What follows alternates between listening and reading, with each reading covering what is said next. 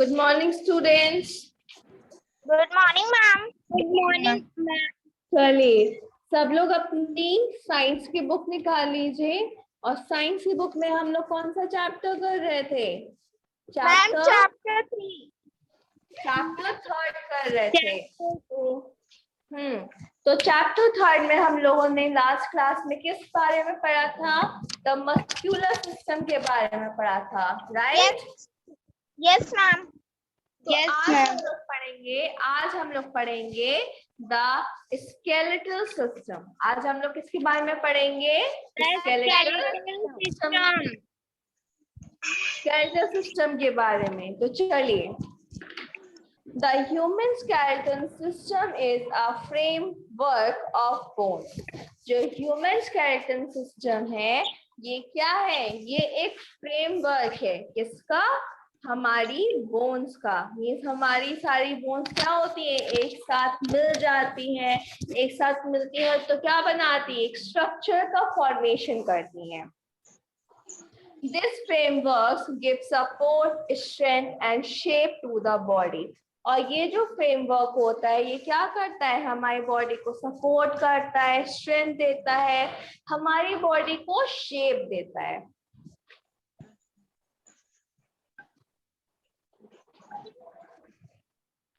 It is a frame on which our body is built. Our building are built on the frame of steel or metal. जैसे एक building का structure खड़ा होता है steel पे, metal पे, उसी तरीके क्या होता है? हमारे जो बॉडी स्ट्रक्चर होता है वो किससे बना होता है? बोन से बना होता है। It also protect the internal organs. और उसके साथ साथ ये क्या करते हैं? हमारे बॉडी के अंदर जितने भी इंटरनल ऑर्गन्स होते हैं उनको भी ये प्रोटेक्ट करते हैं। The main part of skeletal system are skull, backbone, spine, rib cage and limbs. तो जो स्केलेटन सिस्टम का मेन पार्ट है वो क्या होता है? आपका स्कल होता है, बैकबोन होता है, स्पाइन होता है, रिब केज होता है और लिम्स होते हैं।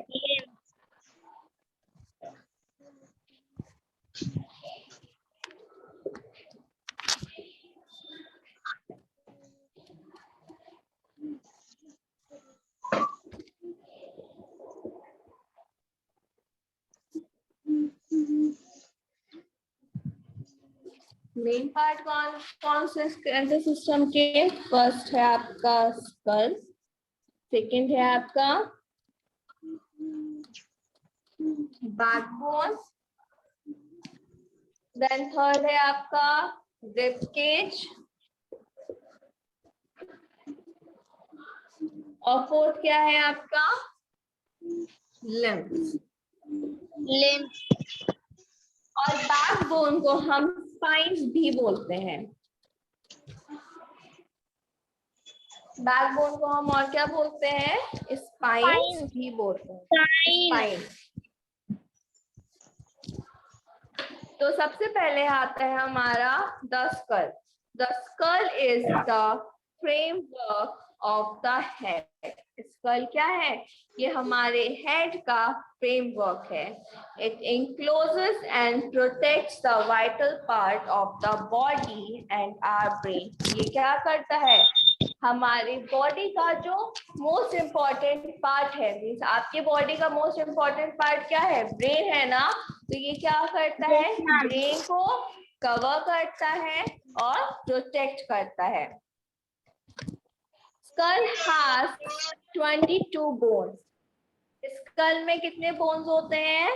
स्कल में 22 बोन्स प्रेजेंट होते हैं। The part of the skeleton under the face is made up of 14 bones. और स्कल के अंदर का जो पार्ट होता है, मीन्स जो हमारा फेस आता है, वो कितने बोन से बना हुआ है? वो 14 बोन से बना हुआ है। The only movable bone in the skull is the lower jaw bone. तो जो सिर्फ हमारा ये जो स्कल है, इसमें क्या है, सिर्फ एक ही ऐसी बोन है जो क्या करती है, मूव करती है, और वो कौन सी बोन है, lower jaw bone. Lower jaw. This enable us to eat, sing and talk। और ये क्या करती है, हमें सिंग करने में, ईट करने में, बात करने में हेल्प करता है। तो जब आप देखते, अब आप नोटिस करेंगे जब भी आप बोलते हैं तो आपका कौन सा ऐसा पार्ट है स्कल का जो मूव करता है, ये पार्ट है ना। तो ये जो पार्ट होता है यही क्या है, यही आपका लोअर जॉ है, और यही क्या करता है, यही मूव करता है, जिससे हम क्या कर पाते हैं, इजीली टॉक कर पाते हैं। ठीक है। Yes ma'am. अब नेक्स्ट आता है आपका द बैकबोन और स्पाइन। अब क्या आता है आपका, द बैकबोन और spine. The backbone or spine is the most important skeleton organ of our body। जो backbone और spine है ये क्या है, ये most important skeleton organ है हमारी body के। It extends from the base of the skull and down to the hips। ये कहाँ से स्टार्ट होता है, स्कल से स्टार्ट होता है और कहाँ तक जाता है, हिप्स तक जाता है। It is not a single bone but a column of a drum-shaped bones called it vertebrae। ये सिर्फ एक सिंगल बोन नहीं है, बल्कि ये क्या है, बहुत सारे बोन्स के मीन्स ड्रम लाइक, मतलब कि जैसे जो ड्रम्स होते हैं उस शेप की ये बोन्स है जो एक साथ मिली हुई है, जिनको हम वर्टिब्रेट बोलते हैं। There are 33 vertebrae together। तो यहाँ पे कितनी बोन्स है बैकबोन में, 33 बोन्स हैं जो क्या कहलाती है, मीन्स 33 वर्टिब्रेट्स हैं जो एक साथ मिले हुए हैं और क्या बनाते हैं, बैकबोन बनाते हैं, बैकबोन बनाते हैं। All the vertebrates are interlinked। जितने भी वर्टिब्रेट्स हैं ये सारे क्या हैं, एक साथ जुड़े हुए हैं। They form the main axis of the body। ये क्या करते हैं, बॉडी के मेन एक्सिस पे जुड़े हुए हैं। It makes the body to stand erect। और ये क्या करते हैं, हमारी बॉडी को सीधा खड़े होने में मदद करते हैं। It is flexible and protect the spinal cord। ये क्या होते हैं, ये flexible होते हैं और किसको प्रोटेक्ट करते हैं, स्पाइनल कॉर्ड को, नर्व्स को, and important blood vessels that run down from the brain। और ये किसको प्रोटेक्ट करते हैं, स्पाइनल कॉर्ड्स को, नर्व्स को, इंपॉर्टेंट ब्लड वेसल्स को, जो कहाँ से आती हैं, ब्रेन से आ रही होती हैं। तो ये क्या करते हैं, उनको प्रोटेक्ट करते हैं। ठीक है। Yes ma'am.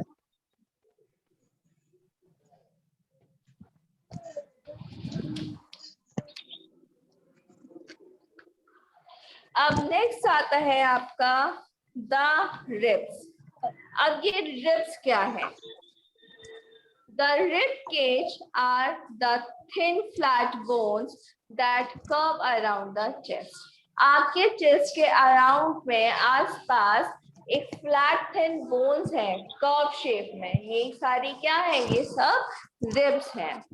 It is form of 12 pairs of rib. और ये कितने रिब से मिलके बनी हुई है, 12 पेयर ऑफ रिब से मिलके ये बनी हुई है। They form a protective cage around the heart and lungs called it the rib cage। और ये क्या करते हैं, आपके हार्ट और लंग के आसपास एक प्रोटेक्टिव केज बना देते हैं, जिसको हम क्या बोलते हैं, रिब केज बोलते हैं। मीन्स आपकी बॉडी में जो रिब केज होता है ये किसको प्रोटेक्ट करता है, लंग्स और हार्ट को। लंग्स और हार्ट। हाँ, ये लंग्स और हार्ट को प्रोटेक्ट करते हैं।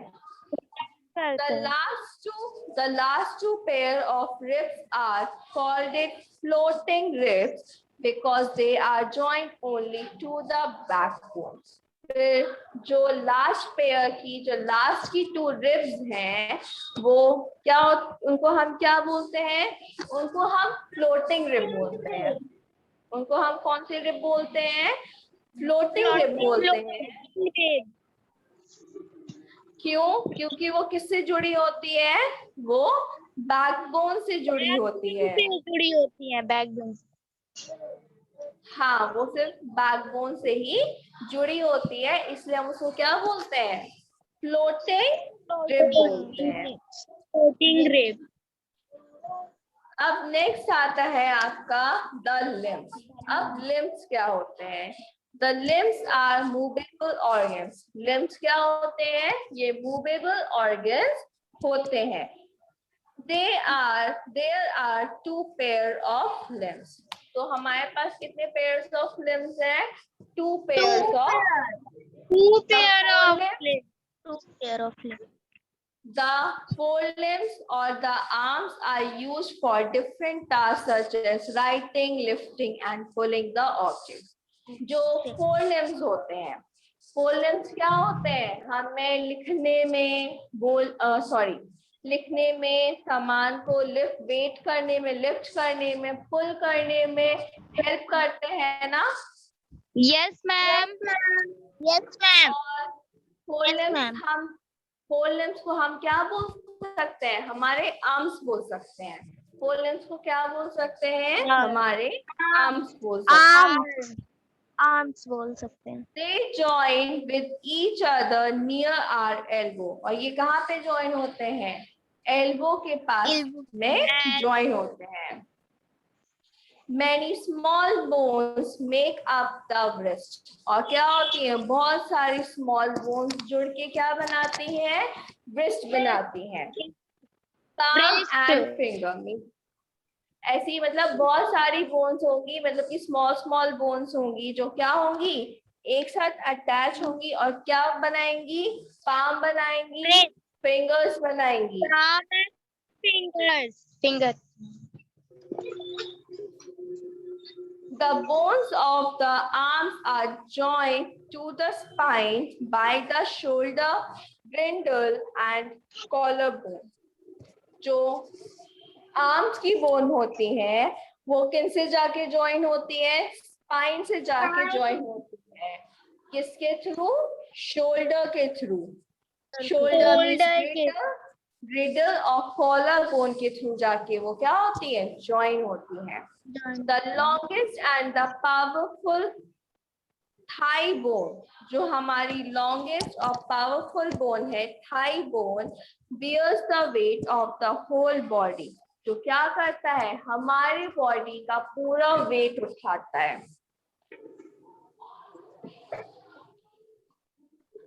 The long bone of the skeleton are hollow and filled with a soft fatty substance called it bone marrow. और जो लॉन्ग बोन है स्केलेटन की, जो लॉन्ग बोन होती है ये क्या होती है? हॉलो होती है, मतलब कि अंदर से खाली होती है। और किससे भरी होती है? सॉफ्ट फैटी सब्सटेंस से भरी होती है, जिसको हम क्या बोलते हैं? बोन मैरो बोलते हैं। Bone marrow. Hind limbs or feet are used for walking and running. और जो hind limbs और feet होते हैं ये किस में यूज करते हैं? हमें वॉक करने में और रन करने में हेल्प करते हैं। अब नेक्स्ट आता है हमारा function of the skeleton. Skeleton का क्या फंक्शन होता है? The bones of the skeleton give shape, strength and support to our body. जो skeleton के bones होते हैं वो क्या देते हैं? shape देते हैं, strength देते हैं और हमारी body को support करते हैं। The skull covers the delicate brain. skull क्या करता है? delicate brain को cover करता है। The eyeball rests inside the bony eye socket. जो eyeballs होती है वो कहाँ होती है? स्कल में आपने देखा होगा कि आई होल्स बने होते हैं, उन सॉकेट्स में हमारी आई बॉल्स फिक्स्ड होती हैं। Yes, ma'am. Yes, The ma'am. backbone protects the spinal cord and the rib cage protects the lungs and the heart. जो बैकबोन होती है वो किसको प्रोटेक्ट करती है? स्पाइनल कॉर्ड को, नर्व्स को, ब्रेन से आने वाली ब्लड वेसल्स को प्रोटेक्ट करती है। और जो रिब केज होता है वो किसको प्रोटेक्ट करता है? वो लंग्स और हार्ट को प्रोटेक्ट करता है। The urinary bladder lies inside the hip girdle. जो यूनरी ब्लेडर है वो कहाँ पे आता है? वो आपके हिप ग्रेडल में आता है।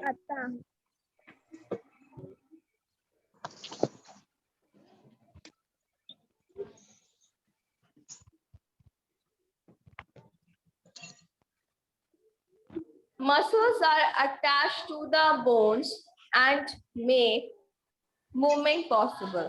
और जो मसल्स होती हैं ये क्या होती हैं? बोन से अटैच होती हैं और क्या करती हैं? मूव करने में हेल्प करती हैं। White blood cells and red blood cells are produced by the bone marrow in hollow bones. जो भी बोन्स हॉलो है उसमें जो बोन मैरो प्रेजेंट है वो क्या करते हैं? रेड ब्लड सेल्स और व्हाइट ब्लड सेल्स को प्रोड्यूस करते हैं। White blood cells can fight foreign organisms that invade our body. और white blood cells क्या करते हैं? हमारे बॉडी में जो भी आउटर ऑर्गेनिज्म होते हैं, जो भी आपके बॉडी में ऑर्गेनिज्म बाहर से आते हैं, उनके साथ में क्या करते हैं? ये फाइट करते हैं।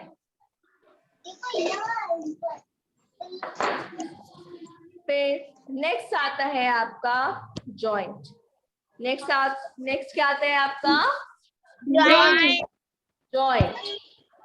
The place where two bones meet is called a joint. वो प्लेस जहाँ पे आपकी टू बोन्स क्या होती हैं? एक साथ मिलती हैं, उनको हम क्या बोलते हैं? जॉइंट बोलते हैं। Bones are held together by tough tissues called ligament at joints. तो ये जो बोन्स होती हैं ये क्या होती हैं? ये किस तरीके से जुड़ी होती हैं एक दूसरे से? लिगमेंट के थ्रू जुड़ी होती हैं। किसके थ्रू जुड़ी होती हैं? लिगमेंट के थ्रू ये जुड़ी होती हैं। Joints can be of different kinds. तो क्या होते हैं? जो जॉइंट्स होते हैं ये भी क्या होते हैं? अलग अलग काइंड के होते हैं। सबसे पहला आता है आपका हिंज जॉइंट, फिर आता है आपका बॉल एंड सॉकेट, फिर सेकेंड आता है आपका ball and socket joint, third आता है आपका पाइवोट जॉइंट और फिर लास्ट में आता है आपका ग्लाइडिंग जॉइंट।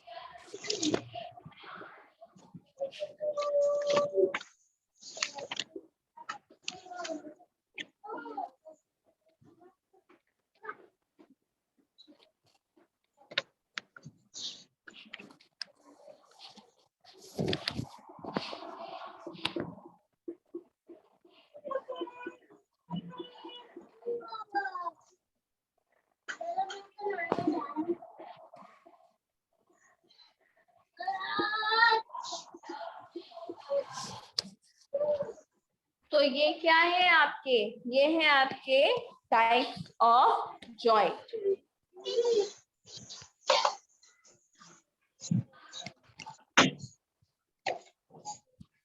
तो सबसे पहले हम पढ़ेंगे हिंज जॉइंट। हिंज जॉइंट क्या होते हैं? work like the hangers in a door. ये किस तरीके से काम करते हैं? हैंगर की तरह काम करते हैं। जैसे आपके घर के डोर्स में हैंगर्स लगे होते हैं, ये भी क्या करते हैं? उसी तरह काम करते हैं। Bones connected in this way can move only in one direction. Means ये bones क्या होते हैं? ये उस तरीके से कनेक्ट होते हैं जो सिर्फ क्या होते हैं? एक ही डायरेक्शन में मूव कर सकते हैं। Example: the elbow, knee, toe and finger joint are hinge joint. वो joints जैसे क्या हो गए आपके elbow, knee, toe, finger joint, ये जो जितने भी जॉइंट्स हैं ये आपके क्या होते हैं? ये आपके होते हैं हिंज जॉइंट्स। क्यों? क्योंकि ये क्या होते हैं? ये सिर्फ और सिर्फ एक ही डायरेक्शन में मूव कर सकते हैं। फिर नेक्स्ट आता है हमारा ball and socket joint. Have one bone which has a socket into which the ball of another bone fit. Means क्या होती है? एक बोन में सॉकेट होता है और एक बोन में क्या होती है? बॉल होती है, और दोनों क्या होते हैं? एक दूसरे से फिट हो जाते हैं। This helps the connected bones to move in any direction. तो क्या होते हैं? बोन्स वो हेल्प करते हैं कि ये किसी भी डायरेक्शन में इजीली क्या कर सकते हैं? मूव कर सकते हैं। The hip and shoulder joints are example of this type. जो आपके हिप्स और शोल्डर जॉइंट्स हैं, ये क्या है? ये इसका एग्जाम्पल है। ये क्या कर सकते हैं? आपके जो शोल्डर्स है वो किसी भी डायरेक्शन में मूव कर सकते हैं ना, तो इसलिए क्या होता है? तो इसलिए क्या होता है? ये बॉल एंड सॉकेट जॉइंट के एग्जाम्पल है। अब नेक्स्ट आता है आपका पाइवोट जॉइंट्स। क्या आता है? Pivot joint is found between the skull and first two vertebrae of the spine. ये आपको कहाँ मिलता है? स्कल में और फर्स्ट टू वर्टिब्रेट्स के बीच में ये मिलता है। The uppermost vertebrate in the neck is called it atlas. जो uppermost vertebrate है, मीन्स जो नेक है, वो क्या कहलाता है? वो एटलस कहलाता है। This joint allows the head to move side away. ये क्या करता है? Side away, upward and downward. ये क्या करता है? हमारे हेड को साइड में अप डाउन मूव करने में क्या करता है? हेल्प करता है। हेल्प करता है। हाँ, तो इसलिए हम इसको क्या बोलेंगे? इसलिए हम इसको पाइवोट जॉइंट बोलेंगे। अब लास्ट आता है आपका ग्लिडिंग जॉइंट। लास्ट में कौन सा आता है आपका? Gliding joint. Allow movement between the connecting bones. ये क्या करता है? कनेक्टिंग बोन्स के बीच में मूवमेंट को अलाउ करता है। These are found between the vertebrate and in the wrist and ankle. और ये कहाँ पे फाउंड होता है? वर्टिब्रेट के बीच में, wrist और ankle के बीच में फाउंड होता है। It allows our back to bend. जो क्या करता है? हमारे बैक को बेंड करने में, ट्विस्ट करने में और हर जॉइंट पे टर्न करने पे क्या करता है? हमें हेल्प करता है। इसलिए हम इसको क्या बोलते हैं? हाँ, इसलिए हम इसको क्या बोलते हैं? ग्लाइडिंग जॉइंट बोलते हैं। Yes, तो ये था आपका चैप्टर 3। सबको समझ में आया? चैप्टर 3 आपका किसके बारे में है? Yes, ma'am. चैप्टर 3 आपका मस्कुलर एंड स्केलेटल सिस्टम। अब आपका मस्कुलर सिस्टम कैसे वर्क करता है, स्केलेटल सिस्टम क्या होता है, वो कैसे वर्क करता है, सबको अच्छे से समझ में आया? Yes, ma'am. Yes, ma'am. Yes, ma'am. समझ में आ गया। चलिए मैम, अब कीवर्ड। हाँ मैम आपने सोशल साइंस में बोलिए। कितना चैप्टर कराया? 2 चैप्टर्स कंप्लीट हो गए बेटा सोशल साइंस में. Yes, ma'am. Yes, ma'am. Okay. तो अच्छा बच्चों, आप लोग एक बात सुनिए. मंडे को आप लोगों की ईवीएस की एक्टिविटी होगी, तो उसमें आप लोग seed germination, types of plants, मतलब कि पार्ट्स ऑफ प्लांट्स को अच्छे से पढ़ के आइएगा, और एनिमल हैबिटेट के बारे में अच्छे से पढ़ के आइएगा सब लोग. ठीक है. मैम आप पूछेंगी? हाँ, मैं आप लोगों को यहाँ पे बताऊंगी भी, और आप लोग बताइएगा भी. आप लोग भी साथ में बोलिएगा. ठीक है. ओके. Yes, ma'am. चलिए. Thank you students. Thank you, ma'am. Thank you.